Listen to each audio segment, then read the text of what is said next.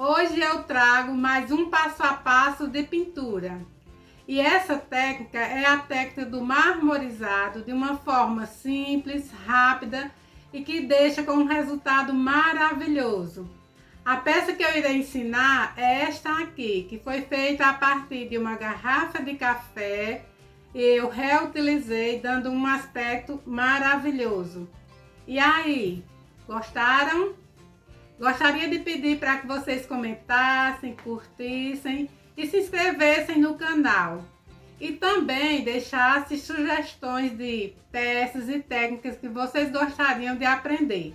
Ok? Vamos para o passo a passo?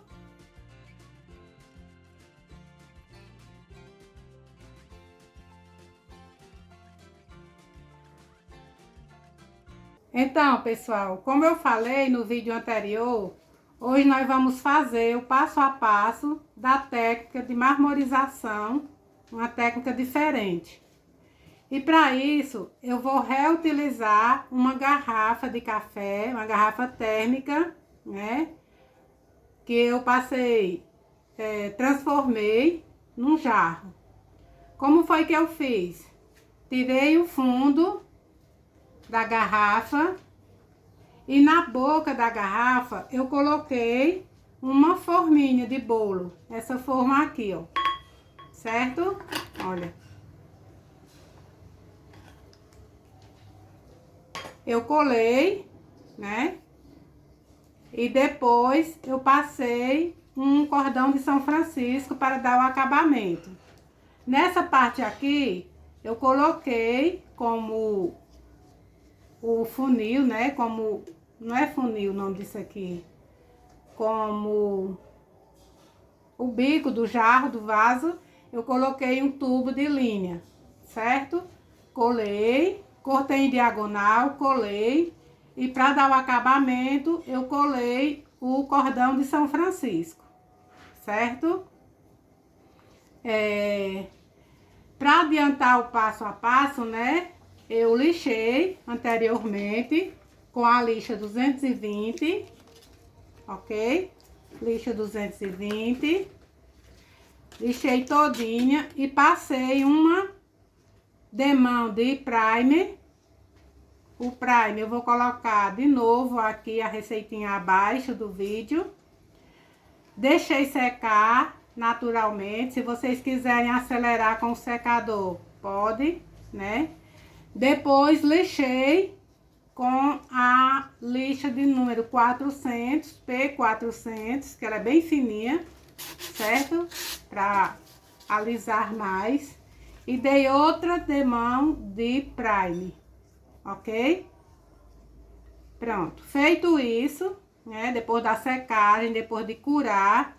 A curagem é o quê? É um tempo que a gente dá desde a aplicação do primer até a pintura e a execução da técnica. Geralmente eu deixo 3, 4, 5 dias, porque no primer vem a cola e nesse período, né, ele fica bem fixado, olha.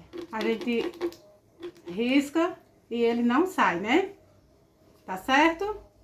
E agora nós vamos para a técnica propriamente dito, a técnica do marmorizado de uma forma diferente.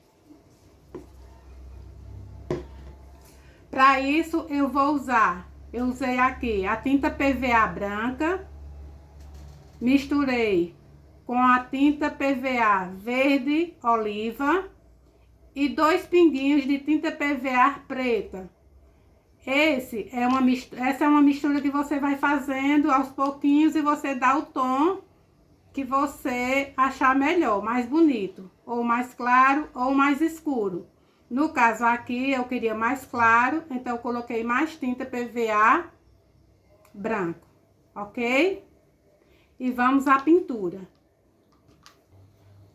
Vou usar um pincel de número 20, porque ele é bem largo, né? E vou pintando normalmente, dando pinceladas. Pode ser no sentido que você quiser.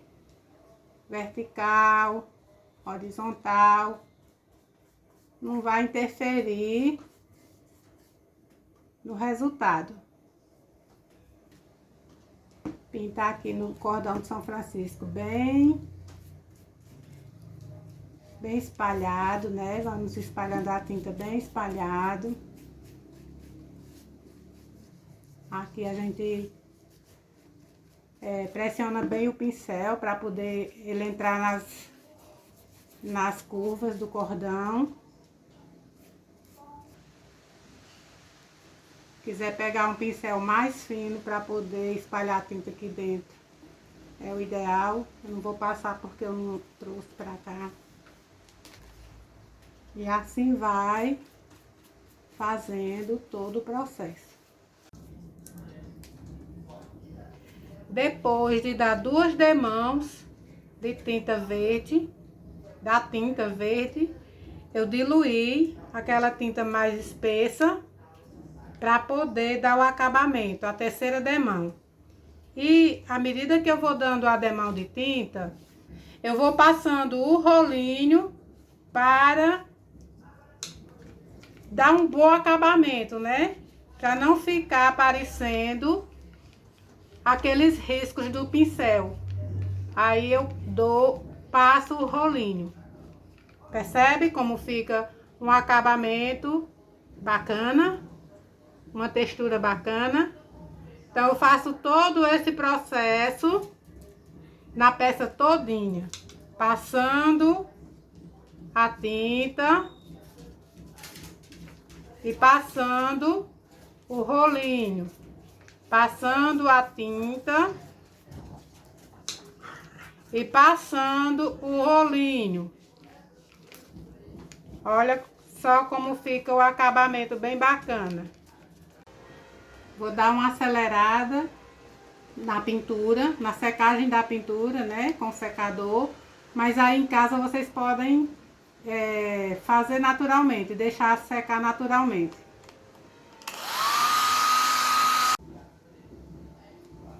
Após as 3 demãos de tinta na peça, percebam como ela ficou.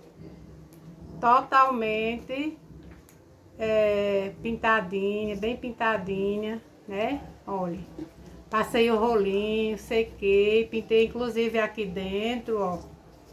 Ok? E agora vamos fazer o efeito marmorizado.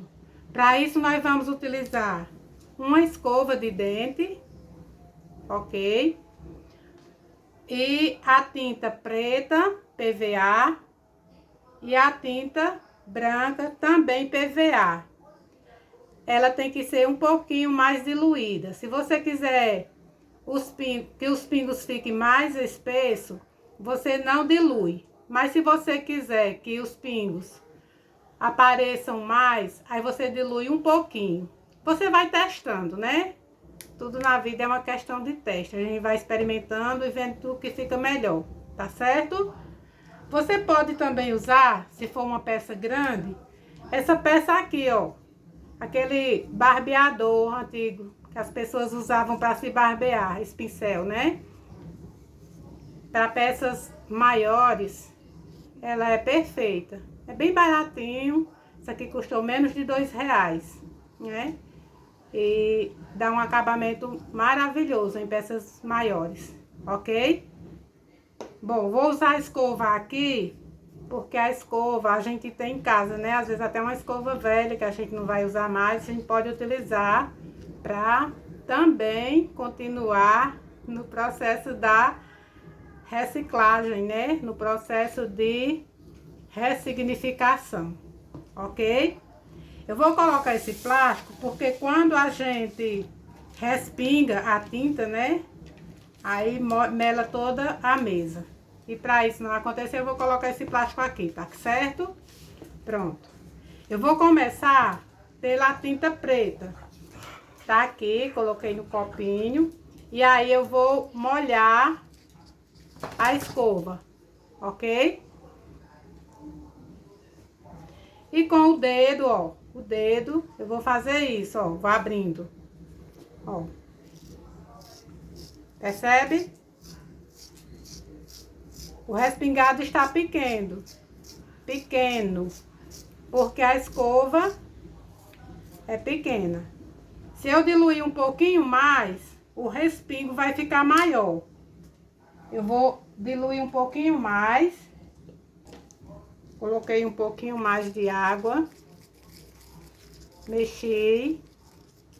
E vou usar agora o pincel de barbear, para vocês perceberem como é que fica. Olha. Vou fazer isso, olha. Percebe? Ele é mais rápido e os respingos ficam maiores.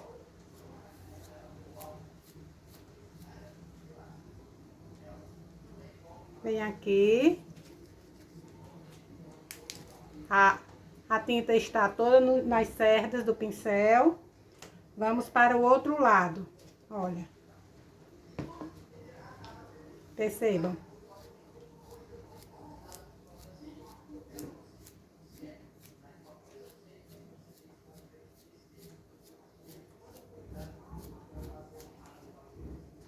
Aqui no fundo.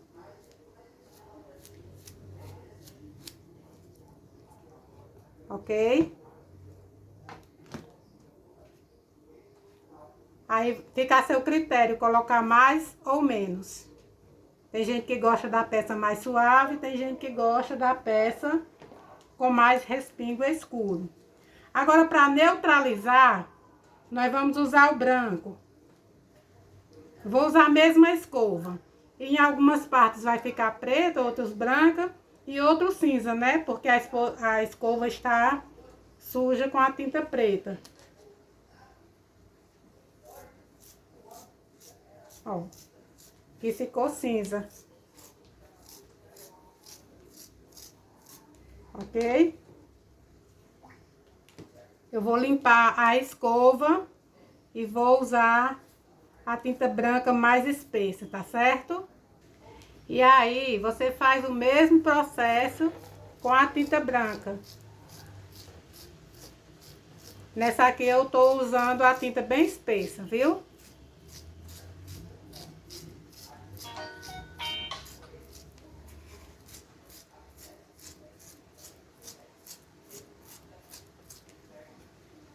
Percebe? O branco, o preto, em alguns lugares cinza, certo? Agora nós vamos dar uma secada, né? Vou secar com o secador e depois eu vou dar o acabamento de envelhecimento, certo?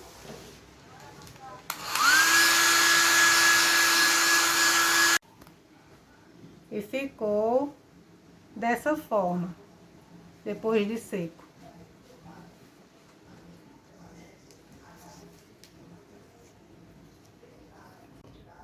Agora, com o betume em pasta, né, ó. Vou colocar na esponjinha. Pode ser aquela esponja de lavar louça. Vou tirar o excesso aqui, ó. Percebe? Depois vou tirar o excesso aqui, ó, ainda. E agora eu vou envelhecer a peça, que é o que dá todo o charme. Vou começar pelo bico.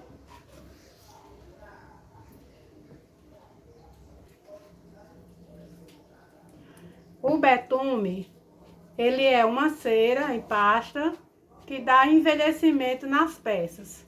Então, a gente escolhe aqueles locais que tem mais protuberância, né?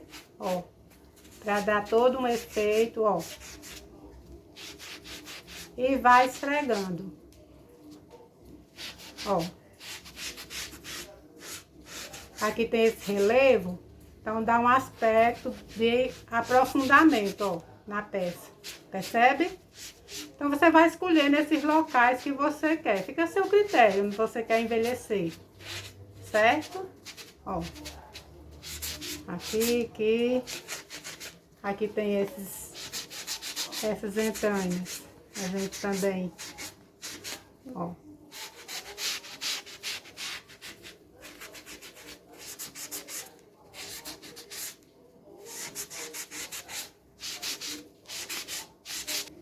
E é isso. A peça tá pronta. Pronto. Agora eu vou mostrar como ficou os detalhes, depois de passar o envelhecimento com o betume. Olha.